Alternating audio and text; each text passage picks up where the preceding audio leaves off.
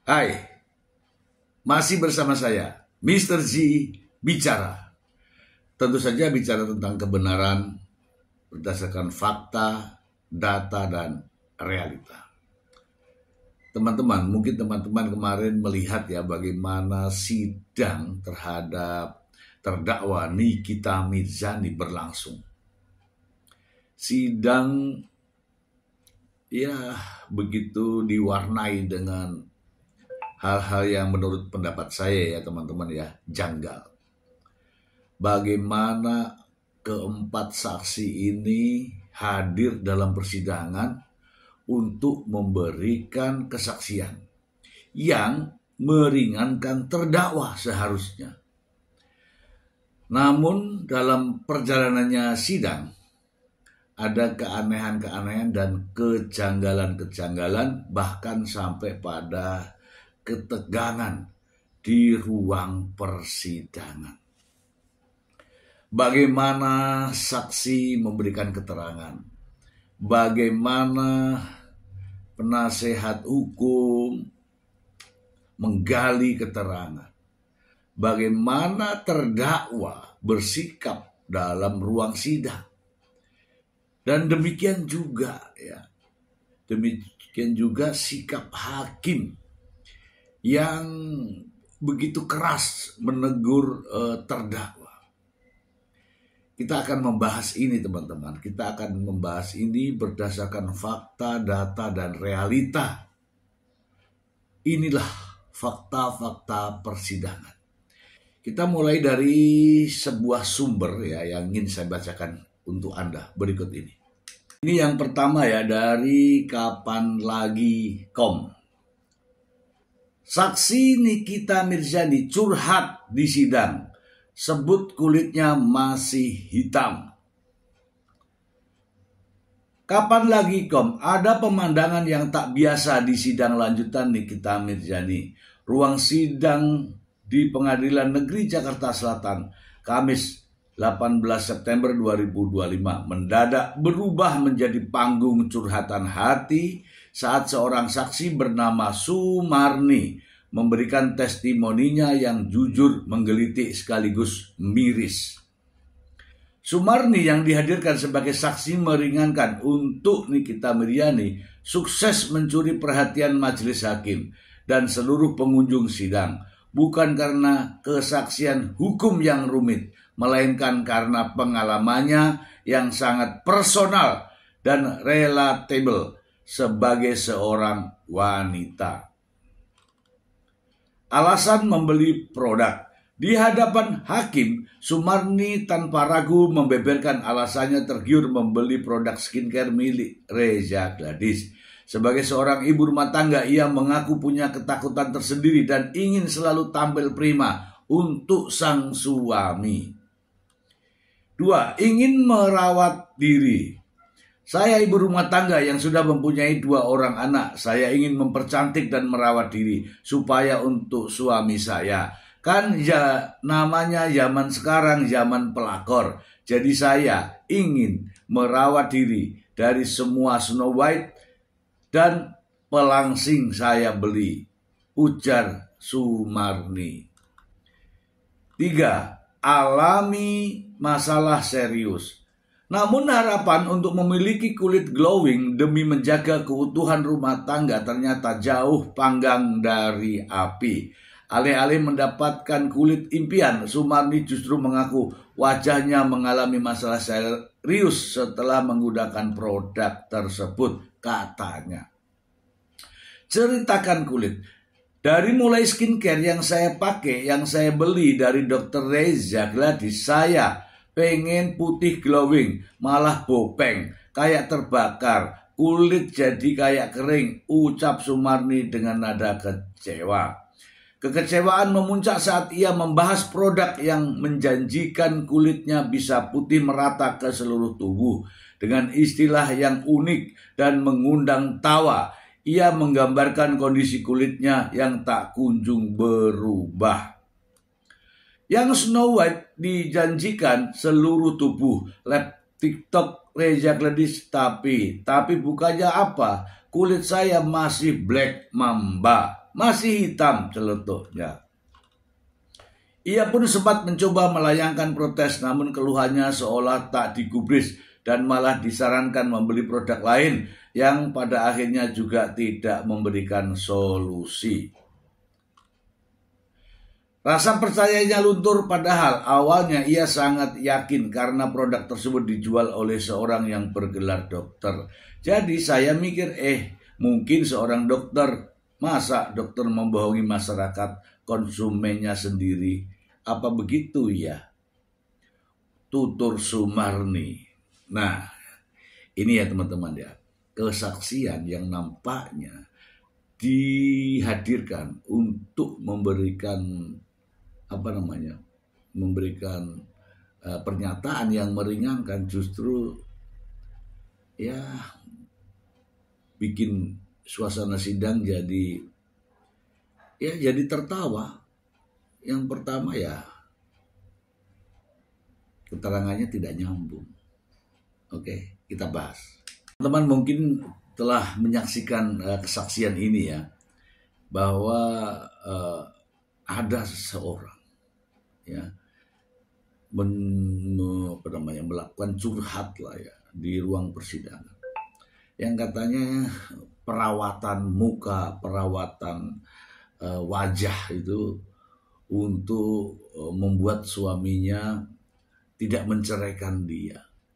Karena disebut juga zaman pelakor, takut katanya kalau suaminya tidak sayang lagi sama dia. Begini teman-teman, meskipun kamu dipakai skincare yang semahal apapun, kalau kulit kita itu memang pada dasarnya atau keturunannya memang ya hitam, ya tetap hitam. Jadi tergantung juga dari jenis kulit, sensitivitas kulit. Bagaimana kulit kita ini dengan krim ini, apakah bisa? Kan begitu. Dan sebelum menggunakan krim harusnya dilakukan pengecekan terlebih dahulu di pemeriksaan kepada dokter. Itu sih menurut saya. Nah, keterangan yang tadi jelas ya, dan itu hampir rata-rata saksi itu nampaknya ya, sebenarnya malu sih kalau disebutkan. Nampaknya suruhan. Bahkan pengacara pun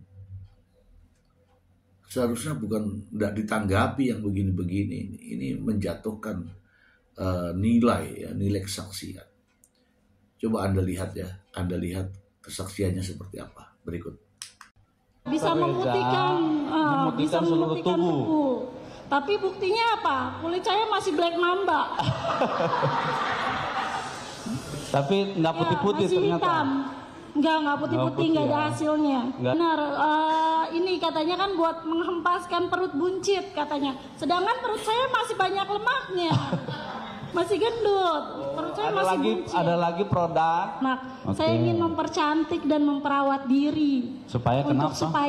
Untuk suami saya kan namanya zaman sekarang zaman pelakor. Jadi saya Iya, jadi saya ingin merawat diri buat suami saya. Berarti teman-teman, dalam sidang tersebut hakim juga mengingatkan kepada para saksi terkait dengan sumpah palsu. Ya, karena melihat adanya keterangan yang tidak benar, gelagat yang tidak benar, sehingga hakim menegur pada para saksi dan mengingatkan tentang bahayanya menjadi saksi palsu. Supaya tidak menjadi fitnah, saya langsung ke sumbernya.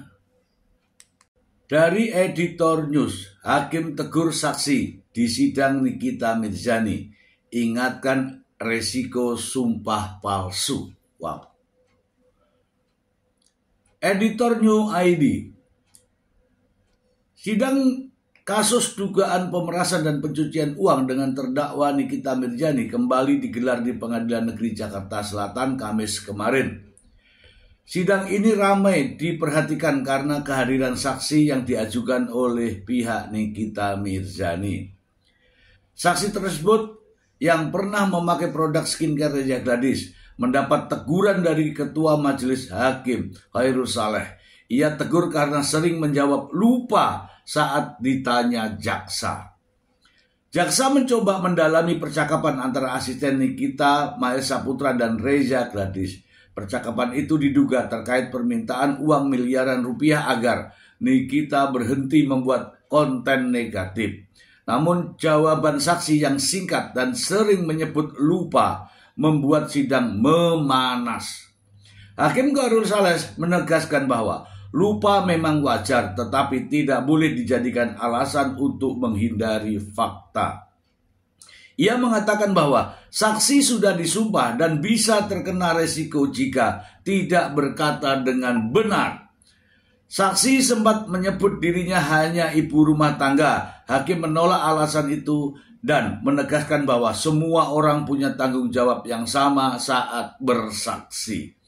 Kuasa hukum Nikita lalu membela saksi. Mereka menilai bukti video yang dipakai jaksa sudah diedit sehingga bisa mempengaruhi isi percakapan yang diperdebatkan. Kasus ini sejak awal sudah jadi sorotan karena adanya dugaan permintaan uang hingga 4 miliar rupiah. Persidangan juga sering menghadirkan momen-momen panas di ruang sidang.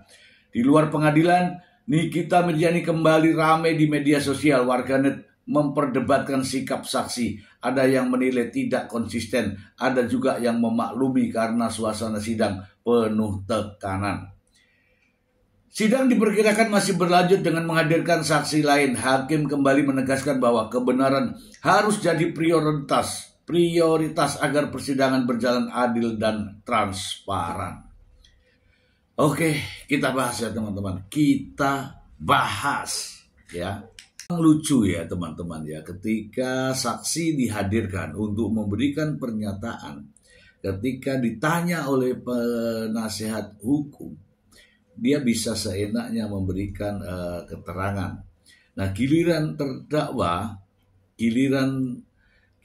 terdakwa yang bertanya, mungkin ucapan terima kasih dari terdakwa.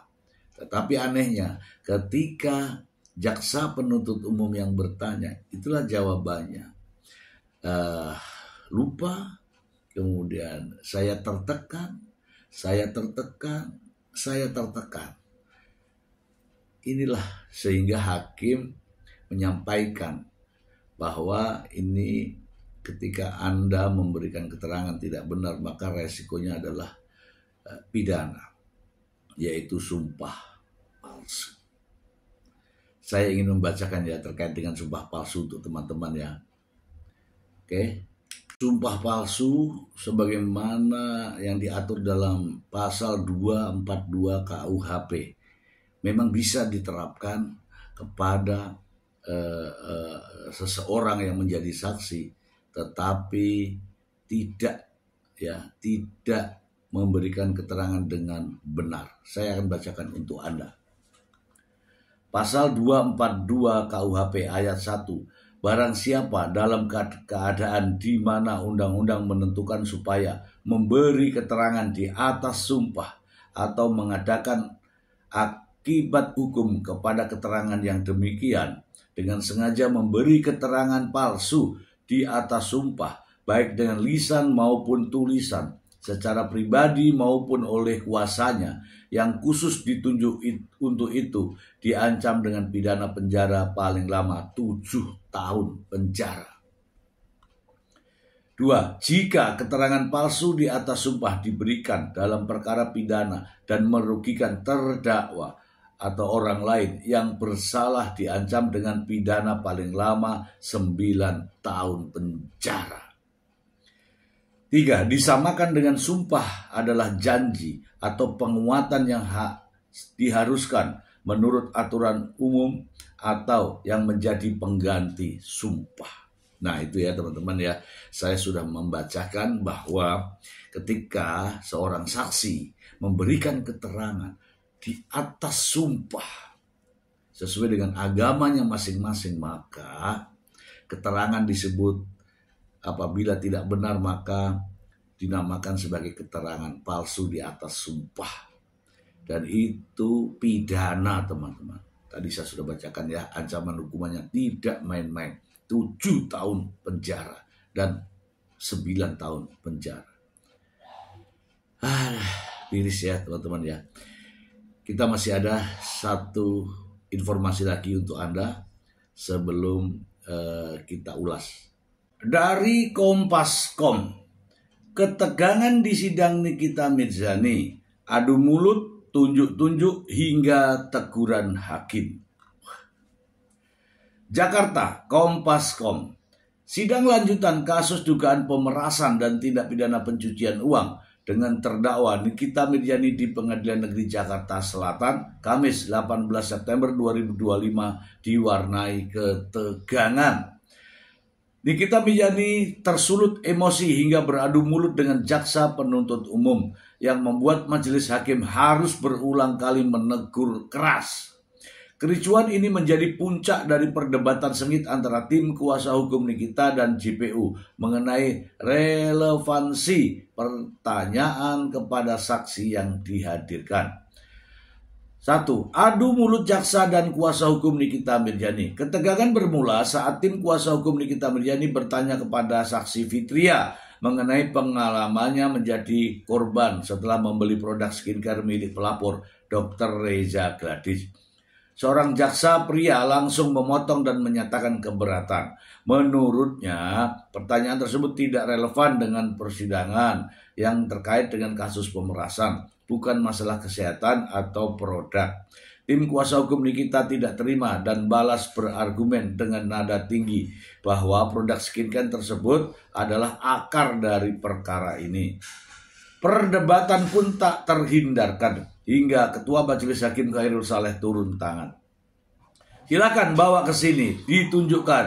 Ada nggak dibahas tentang itu? Silakan penuntut umum sama penasihat hukum maju, ujar Hakim Khairul Saleh meminta kedua belah pihak mendekat ke mejanya. 2. Desisan jaksa sulut emosi Nikita Mirzani. Saat perwakilan jaksa dan pengacara maju ke meja hakim, Nikita Mirzani ikut angkat bicara dari kursi terdakwa. Ada skincare dari BAP itu, urusannya skincare, nggak ada pemerasan, kata Nikita. Ucapan Nikita langsung direspon oleh seorang jaksa perempuan memintanya tenang dengan suara desis. Shh, lu yang berisik, bentak Nikita sambil menunjuk ke arah jaksa. Lu yang sopan dari awal rocos aja tambahnya. Seorang penasihat hukum perempuan langsung berusaha menenangkan Nikita dengan menepuk pundaknya. Tetapi Nikita terus meluapkan emosi. Makanya jaksa pakai masker padahal rocos terus mulutnya. Yang mulia juga harus tahu ini dari awal sidang rocos terus, ujar Nikita. 3. Hakim, ini bukan pasar. Melihat situasi yang memanas, Hakim Khairul Saleh mengambil alih dengan tegas. Ia meminta semua pihak untuk diam. Terdakwa diam sejak awal. Majelis sudah mengingatkan. 3. Hakim, ini bukan pasar. Melihat situasi yang semakin panas, Hakim Khairul Saleh mengambil alih dengan tegas. Ia meminta semua untuk diam. Terdakwa diam. Sejak awal majelis sudah mengingatkan ya. Semua lewat majelis. Tidak usah saling sahut-sahutan. Ini bukan pasar. Kita ada aturannya. Nikita mencoba membela diri dengan mengatakan, ia sudah lama menahan kesabarannya melihat sikap jaksa. Saya sudah menahan lama ini. Berapa kali sidang ini saya tahan-tahan. Nyebelin ini dari awal, ucap Nikita. Hakim akhirnya memberikan peringatan terakhir dan mengancam akan menghentikan persidangan jika kericuan tersebut masih berlanjut. Setelah suasana kembali tenang, sidang pun dilanjutkan. Aduh. Ya, itulah faktanya ya teman-teman ya. Kita juga bisa melihat secara langsung bagaimana proses persidangannya. Miris teman-teman, miris. Ya, kalau saya jadi hakimnya, saya sudah usir itu terdakwa. Ya, kenapa? Karena nggak bisa dihentikan. Itu namanya mengganggu persidangan. ya kan? Oke lah, kita bahas ya, kita bahas. Lu yang risik dari awal nih.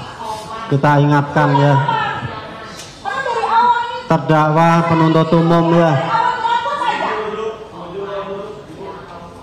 Terdakwa penuntut umum ya. Kita minta untuk terdakwa. Yang lain juga harus tahu ini dari awal sih, dan sampai sekarang jelas. Iya, dua-duanya diam. Lama-lama gue bisa diem sama lu ya. Rontok mulu.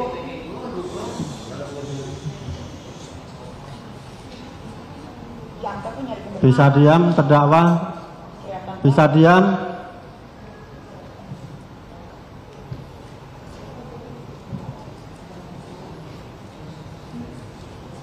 Sejak awal majelis sudah mengingatkan ya, semua lewat majelis. Tidak usah saling sahut-sahutan seperti itu ya. Ini bukan pasar begitu ya. Kita ada aturannya. Sekali diingatkan itu sebentar. Dia nggak pernah di-dispar dianya. Sekali diingatkan diam, baik penuntut umum maupun terdakwa, begitu kan? Tahu saya ada jaksa kayak begini. Kan begitu loh. Jaksa itu cari kebenaran di tempat persidangan. Coba, ini udah kita ingatkan masih ngomong terus. Ini nanti nyerocos juga yang ini marahin dia ya, yang mulia ya. Kan begitu ya. Saya udah makan udah lama ini, berapa kali sidang nih saya tahan-tahan. Bisa diteruskan persidangan ini atau mau kita skos dulu? Udah mau skincare. Kalau nggak bisa diam akan kita skos dulu. Nyebelin dianya dari awal. Kelihatan banget kalau di pesennya.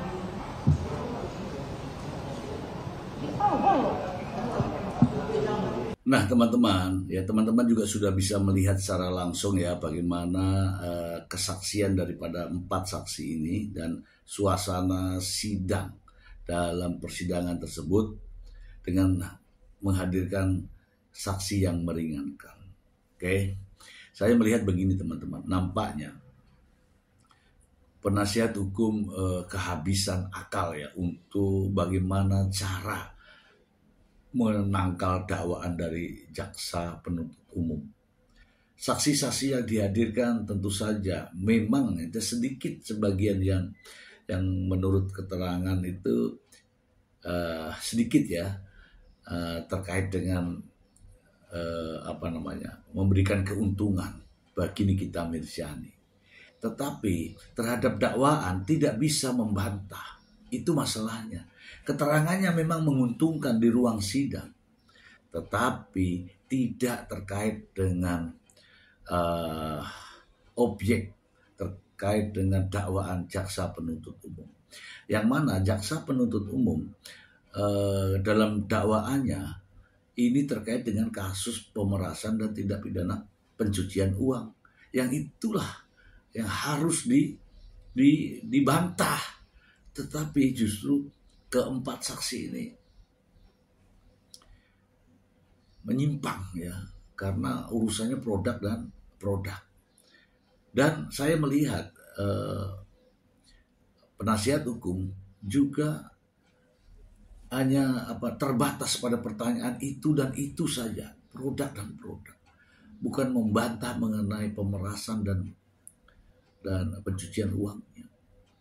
Kemudian ini kecerdasan daripada jaksa penuntut umum juga patut diakui, karena pertanyaan-pertanyaan dari jaksa itu membuat saksi menjadi ya menelan ludah lah bahasanya. Kenapa? Karena pernyataan-pernyataan ketika ditanya oleh penasihat hukum kemudian ditanyakan lagi oleh jaksa penuntut umum, jawabannya berbeda. Ya, saya tidak bisa sebutkan, tetapi intinya adalah keterangannya jadi sia-sia, teman-teman. Kemudian saya melihat dari hakim ya, antusiasme hakim untuk menggali pertanyaan-pertanyaan terhadap para saksi ini juga tidak antusias. Karena hakim pun sudah tahu bagaimana saksi-saksi ini dihadirkan. Ya, sepertinya hakim tidak terlalu memperhatikan dengan pernyataan kesaksian daripada para saksi. Dan apakah ini menguntungkan? sebagai saksi yang menguntungkan. Itu dari saya, semoga bermanfaat. Terima kasih, bye.